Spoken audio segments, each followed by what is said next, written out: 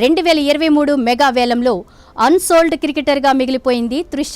ఇక ఇటీవల జరిగిన మినీ వేలంలోనూ ఫ్రాంచైజీలు త్రిషను మరోసారి విస్మరించాయి. అయితే త్రిష నిలకడగా ఆడుతున్న తీరును బట్టి భవిష్యత్తులో ఆమెపై ఫ్రాంచైజీలు తప్పకుండా దృష్టి సారిస్తాయనడంలో సందేహం లేదని క్రికెట్ ఎక్స్పర్ట్స్ అభిప్రాయపడుతున్నారు. అసలు త్రిషను ఏ ఫ్రాంచైజీ తీసుకోకపోవడం క్రికెట్ లవర్స్ను కూడా షాక్కు గురిచేస్తోంది.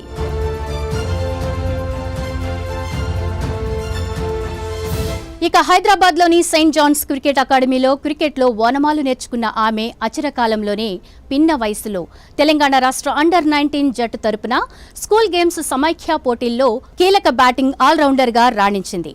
2014-15 సీజన్లో హైదరాబాద్ అండర్-19 తరపున ఇంటర్ స్టేట్ టోర్నమెంటులో పాల్గొంది. అక్కడి నుండి హైదరాబాద్ సౌత్ జోన్ అండర్-19 జట్లలో రెగ్యులర్ ప్లేయర్గా మారిపోయింది. గత 2 ఏళ్లుగా భారత అండర్-19 జట్లో ఓపెనర్గా రాణిస్తోంది. టాప్ ఆర్డర్ బ్యాటర్ అయిన త్రిష లెగ్ స్పిన్ బౌలర్గా కూడా క్రమం తప్పకుండా బౌలింగ్ కూడా చేస్తూ ఉంటుంది. ఇక 2023లో అండర్-19 మహిళల T20 ప్రపంచ కప్ సాధించిన భారత జట్టులో సభ్యురాలిగా ఉన్న త్రిష ఆసియా అండర్-19 టోర్నీలో రాణించి క్రికెట్ ప్రపంచ దృష్టిని ఆకర్షించింది. త్రిష ఇలానే ఆడాలని, హైదరాబాద్ నుంచి మరో మిథాలీ రాజ్ కావాలని ఫ్యాన్స్ కోరుకుంటున్నారు.